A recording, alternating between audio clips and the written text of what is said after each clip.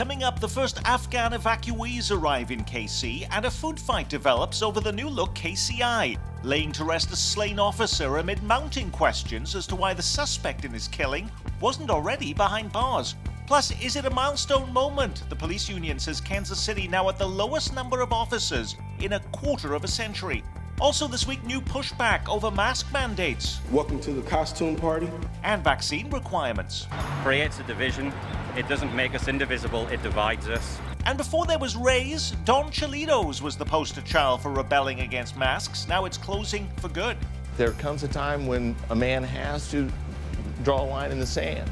And outrage from you. Lots of angry letters and questions about the new downtown ballpark story. We answer them next.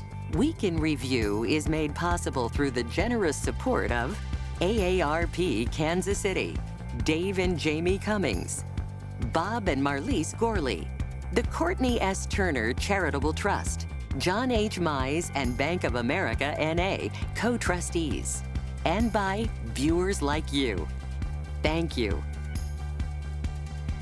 I'm Nick Haynes, and it is great to have you with us as we track the most impactful, confusing and befuddling stories on both sides of our state line with the men and women charged with making sense of it all. Steve Kraske keeps you up to date weekday mornings at 9 on KCUR-FM. Eric Wesson, the senior reporter and editor for the Kansas City Call newspaper. Mary Sanchez is nationally syndicated columnist for the Tribune News Service and from the pages of your Kansas City Star, Dave Helling. We could start the program talking about pushback against masks and vaccines, which we've done for the better part of the last month. But instead, I'm going to begin with Blaze Madrid Evans. He's the 22-year-old Independence police officer laid to rest this week after being killed in the line of duty. Evans had graduated from the police academy 2 months ago. He'd been on patrol for just 18 days. As the community mourns his loss, there are mounting questions about why the suspect in his killing wasn't already behind bars. He'd been arrested earlier this month for being a felon in possession of a firearm but had been released. So help us understand what is happening behind the scenes on these kinds of cases that causes police to arrest someone on a gun charge and the prosecutor to let the person go while they try to learn more. Is it a concern over spreading COVID, a lack of jail space, Steve Kraske, or something else?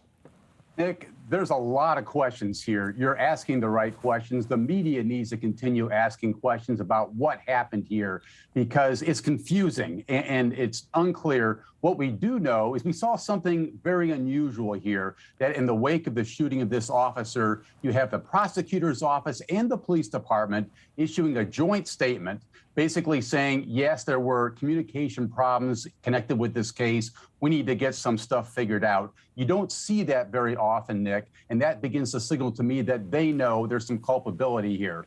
When we hear people say then, Mary Sanchez, why are we trying to expand gun laws when we don't actually impose the ones we already have? Is this a poster child example of that?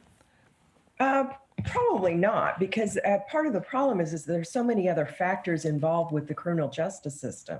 I mean, this isn't just police doing their job and making the arrest. You've got the issue of jail space. You have the issues of prosecutors, and you have to build a case. You have the fairness factor of, was he able to make bond? He was released, I think, through the judge's order. So the other thing is, I don't think anyone here has a crystal ball that can look out at a community and see which person. We have a lot of violent criminals. We have a lot of guns on the streets. Who would do this sort of a heinous act? This case spotlights once again the danger every police officer faces the moment they put on their uniform and leave for work every day. Is that why the head of the Kansas City Police Union takes to social media this week to ring alarm bells over falling numbers? According to the Kansas City Fraternal Order of Police, we'd hit a milestone moment this week. Kansas City dropped to 1,200 sworn officers, the lowest number in almost 25 years. Call for service are up. Most patrol sectors, he says, are running at less than half of their allotted strength. Just how do we recruit to this department when we haven't had a pay raise in 3 years? Is he right, Dave Helling? Well, it's how you define a pay raise, Nick. First of all, he is right, and everyone who's concerned about the decline of numbers in the police department. All right. Now, that's not unique to the police department. As we know across the country, people are post-COVID quitting jobs like crazy, particularly difficult jobs that don't pay well. And the fact is that for a starting police officer, the pay is just not very good. It's $38,000, $39,000 a year, maybe $40,000. That's not a lot of money for such a dangerous occupation. The police department does give what are called step raises to officers. That is, as you move up on your anniversary date, you'll get some extra money, but they have not been paying merit increases nor cost of living increases for those at the top step of their particular path through the department, and that's what the concern is. There are police departments, large and small, all across the metro that are having trouble recruiting officers. Some of it is that large baby boomer population that's retiring. There's many, many issues. There are some people who are being poached from the KCPD department and they're going to Overland Park, where you've got a bit more ability to move about and get into a different job category that you want to within their department. There's all sorts of things happening. And frankly, this gets to the whole issue of, what do we want from policing? What is the proper number of officers? But the pitch that more officers are going to reduce crime, or that crime will go crazy just because you have fewer, doesn't always play out. Police staffing is an extremely complicated issue. Steve. You know, this should be viewed as a shot across the bow, not only for Kansas City, Missouri, Nick, but for every major city in the country. We've reached a point, it seems, based on these employment numbers that Brad Lemon is throwing out from the FOP, that a lot of people no longer want to be police officers. Turns out a lot of people don't want to be public school teachers anymore either. I wouldn't want one of my sons to be a police officer under these circumstances. Eric. And one of the things about the salary is that it doesn't require a lot of education. I believe you can come out of high school and get into a job as a police officer and start out making $40,000 a year. And there's not too many jobs that pay that. But one of the things, the elephant in the room that we're talking about is police officers are apprehensive about it, because when they act on something that they feel is within the line of duty, then they have to worry about being sued, going through this and going through that. We now know this week that you'll be wearing a mask at least until October, and not everyone is happy about it. Welcome to the costume party.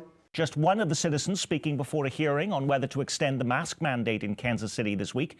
Prairie Village extended its mask mandate till the end of October. But there was growing concern at that council meeting over what one council member called the, quote, shocking number of people not following the face covering rule. Is there a value in imposing such a mandate if a growing number of people refuse to wear a mask and local law enforcement is skittish about enforcing those rules, Mary? If the city goes ahead and puts the mandate order, extends it, then that's somewhat of a tool for businesses to be able to say, hey, it's not on me. Please don't harass my staff. This is what the rule is. Now, will you please comply? Now, while there's continued attention this week on Ray's Cafe in Blue Springs, which is still defiantly opposing the county's mask mandate in Jackson County, one of the first restaurants in our metro to rebel against masks has gone out of business. This is the owner of Don Cholitos in Mission, Kansas, last November.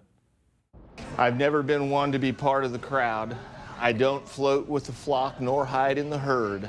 I feel that it's an encroachment on my civil liberties, my freedom. I think that it's unconstitutional. And I think at a time when our liberty is attacked as it is being, that there comes a time when a man has to draw a line in the sand. Dave Helling, I remember when we did that story back in November, you were so outraged, you said you were going to walk into Don Cholitos naked to show what the limits may be to what you can and cannot do in a restaurant. Did you? No, I did not, and I think all of Kansas City can be grateful for that, Nick. But I was trying to make a point, and which I think remains an important point, and that is that there are regulations on our behavior all the time enacted to protect the public health and safety. There are things you cannot do in public, like walk into a restaurant without clothes, because we have decided as a community that that's unsafe and unhealthy, and masks are another part of that. And it comes, though, maybe at a cost. We have seen lots of businesses closed, a lot of restrictions, and with this latest clash over the COVID vaccine requirements, by the way, Children's Mercy this week joining Truman Medical Center, KU Hospital in St. Luke's in requiring vaccinations as a condition of employment. But it's a policy that's led to protest, including from staffers outside KU Hospital. I have worked as a nurse for 5 years. If you are vaccinated, I wish you the best of luck, and I fully support you. The only thing that I am asking for is for full support that we are allowed the choice to make that decision as to whether we want to put something like that in our bodies. Now, with many companies struggling to find workers, Steve Kraske, is there any employer in our metro who's come forward in our metro to say, no, we can't do this, even if we wanted to, because we may have to close our doors. We wouldn't have enough staff to keep it going? Well, there may have been a few. I think I may have missed it, though, Nick. I haven't seen a long list here. But, you know, as Dave points out, this is one of the prices for living in a society and dealing with the public. And that's what these businesses have to reconcile here as we go forward in what has turned out to be an incredibly deadly global pandemic. One of the big complaints people have about Kansas City Airport is that there's barely anywhere to eat. There's barely any shops. So why is there literally a food fight now underway to bring literally dozens of new restaurants and stores to the new look KCI? Already on the losing side of this fight is Chick-fil-A, which has now been dumped from the yet-to-open new terminal. Don't worry, Dunkin' Donuts, Cinnabon and Auntie Anne's Pretzels will be part of the retail mix. And while some familiar local names like Bowlings and the Martin City Brewing Company made the cut, not one Kansas City barbecue restaurant has been offered a permanent slot. And several members of the city council are upset that no Northland eateries or businesses have been included, even though the airport is located there. For a city with an airport that has barely got any restaurants or shops right now, are we being a little bit too picky, Mary? Well, I think it's an open question. I mean, look, you throw it out there, which is the Kansas City's best barbecue, and you could do 5 of these TV shows just on that. It's not that we're just being picky. It's just that we have so many wonderful restaurants here. Kansas City is a wonderful restaurant town. So how do you put that together under the premise of a contract, which is a very lucrative contract? We're seeing, Dave Helling, this week that the council held off on signing off on any concession contract. What was the biggest beef? Was it the Chick-fil-A and the concerns over LGBT issues there? Was it about the fact that there wasn't a Northland presence, or the lack of a major barbecue restaurant in Kansas City being part of it? What was the biggest beef? None of that was involved, Nick. I think what the council is worried about is the process for selecting Vantage Airport Group and how members of the council can compare that bid with the 4 other companies that bid on this contract. And several council members said, look, we don't even know what the other companies were offering. How can we decide to give this contract advantage unless we know what the competition looks like? They're also quite worried, I must say, about Eric Wesson and the call having a presence at the airport. Yeah. That seemed to be a real sticking point for some members, right, Eric? I saw that. Are you opening up a restaurant, a bar, a barber shop? What are you doing there, Eric? No, we're going to have a store there. And I do want to kind of clarify what the major issue was with it. And we are going to have a store there. We're going to be selling candy bars and sodas and water and that kind of thing. But we're also going to be selling newspapers and have a presence there talking about our history. But the major issue was that there was no contract agreement between the labor unions. What was the beef with the union? That they wouldn't, that Vanguard wouldn't hire the current concession workers at the airport? We agreed to hire the ones that were there. That was a part of it. And I think one of the council members had a question about the salaries. Everybody would be making $15 an hour. The workers that are out there now make $11 an hour. So a paying them $15 an hour is going above that. Yeah. It's a Canadian company that has got the main route right now for taking over the concession, Steve. And it was interesting, some people thinking that are they getting an amazing deal that they shouldn't be getting? And I was looking through some of the figures. They said they would have to pay a minimum of $1.75 to the city for every single person who catches a flight there. That's if they never even picked up a cup of coffee. They just used the water fountain and didn't pay a dime, that they have to pay $1.75. That to me seemed really generous. Very generous, but it makes you begin to understand just how much money is on the line here with this contract, Nick. We're talking tens of millions of dollars. It begins to explain why there's so much backroom politicking going on right now over this contract. Different members of the community leaking supposedly damaging information about one group or another. Thank goodness the council decided to put off this decision for a week, so at least a week, so we can begin to digest some of this information. Which is why, Nick, just quickly, I wrote a column a couple of weeks ago suggesting that Kansas City consider an airport authority Yes. that would take these decisions completely out of the hands of elected officials, Yes. because it is inevitable that politics will intervene on lucrative contracts like this, just as they did when Edgemoor was picked over AECOM, Burns and McDonnell, and other bidders. When And this if I, much and money if is I on the recall, line- the mayor didn't like that idea, Dave. Yeah, right. Well, my point is that politics are inevitable when this much money is at stake. And one of the things I talked about is trying to separate it out into a professional airport authority that would make these decisions independent of politics. In the next few days, more than a dozen displaced Afghan families will begin calling Kansas City home. Mayor Quinton Lucas has confirmed that the first refugee family has arrived in Kansas City. The mayor says Kansas City can expect up to 550 Afghan evacuees in the weeks and months ahead. The federal government is providing a one-time stipend of $1,100 for each refugee to assist in their resettlement. That surely can't be enough, though, to house and feed these families. Where does the rest of the money come from? Does the city pay for that, Mary? No, I mean, immigration is a federal issue, as we need to just keep saying over and over again. And refugees and asylum come through the State Department. There is money, contracts that are available that go to the resettlement agencies. In years past, people here knew the name of Don Bosco. We have resettled Afghan refugees before in this community. This will not be our first.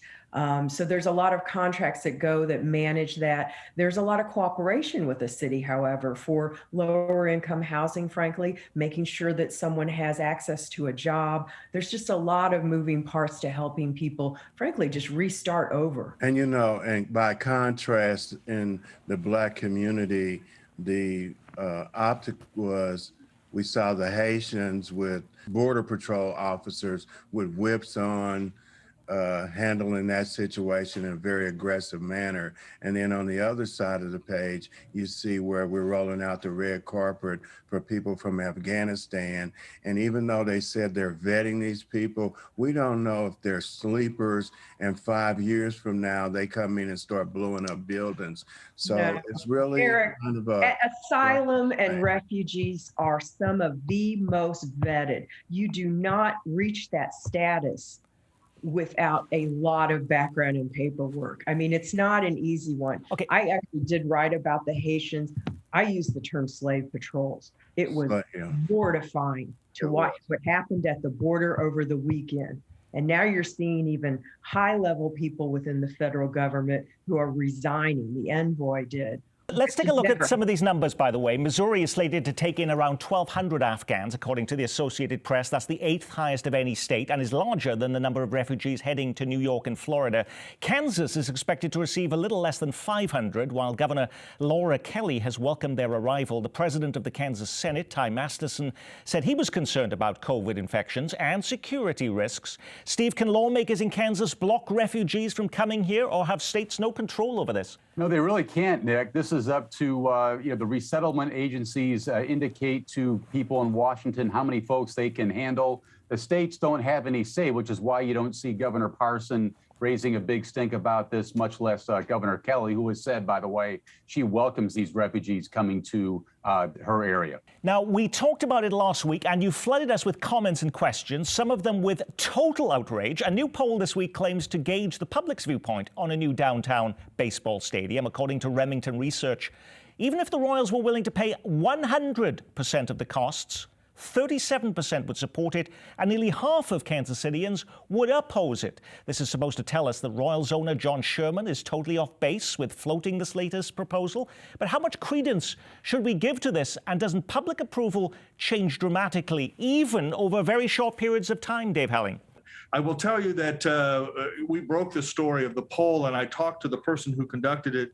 He told me that this is consistent with other polls taken over many years.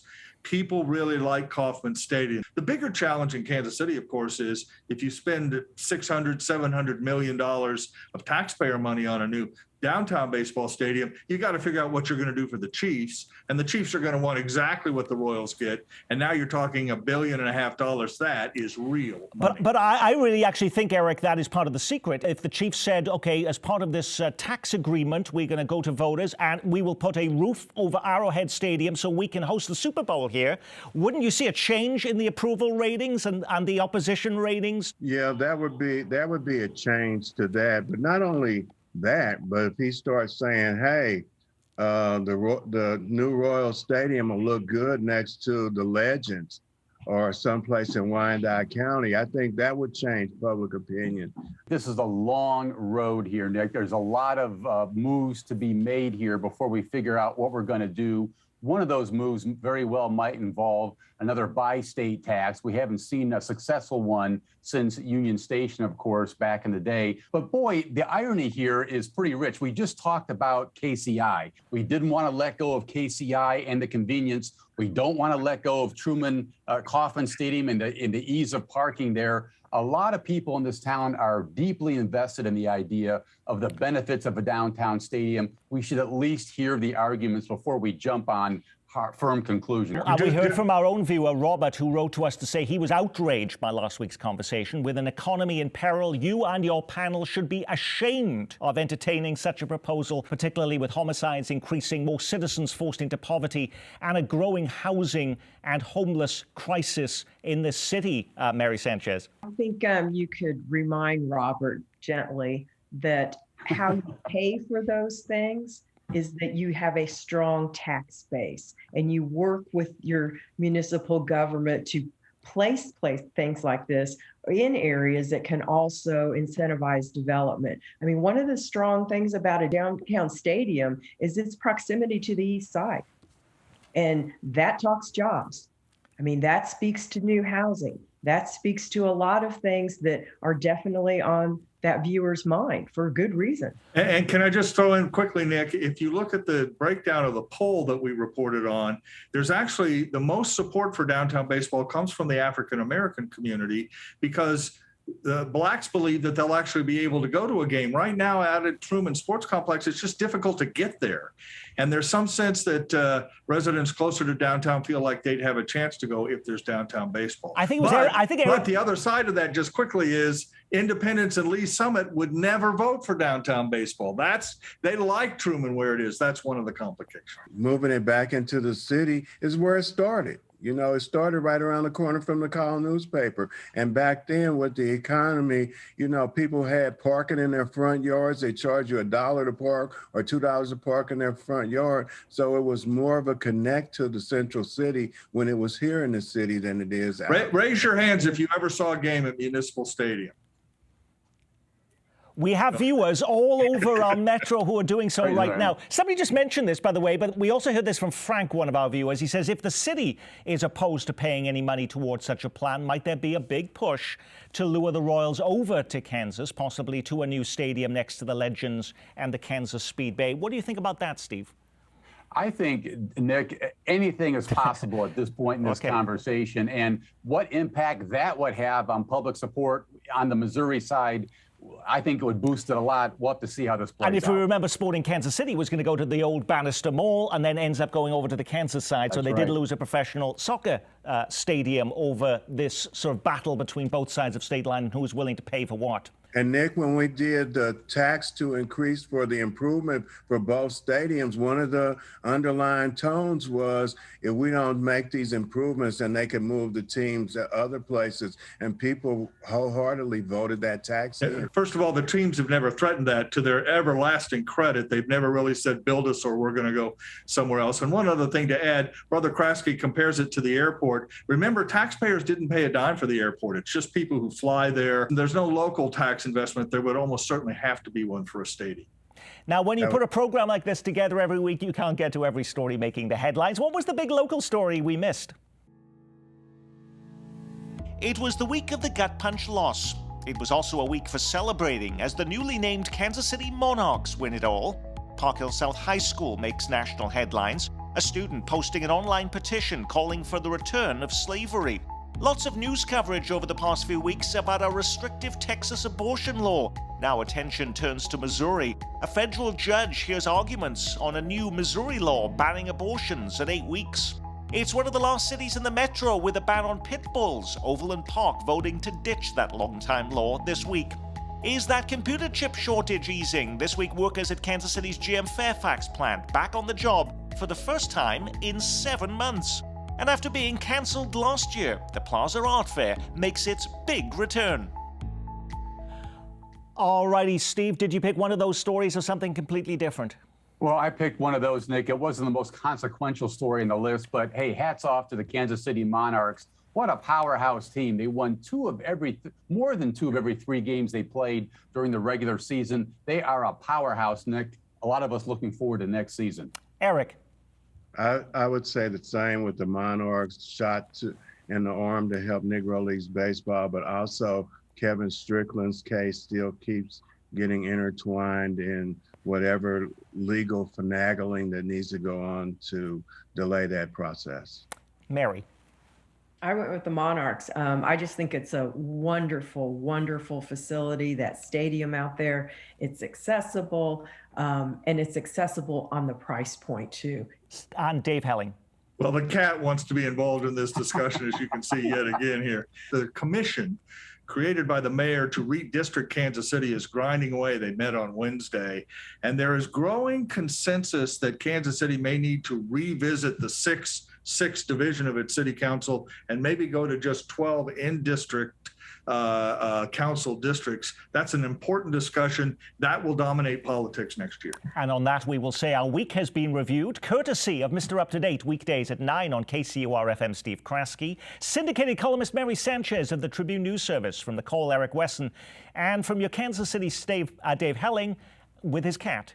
And I'm Nick Haynes. From all of us here at Kansas City PBS, be well, keep calm, and carry on.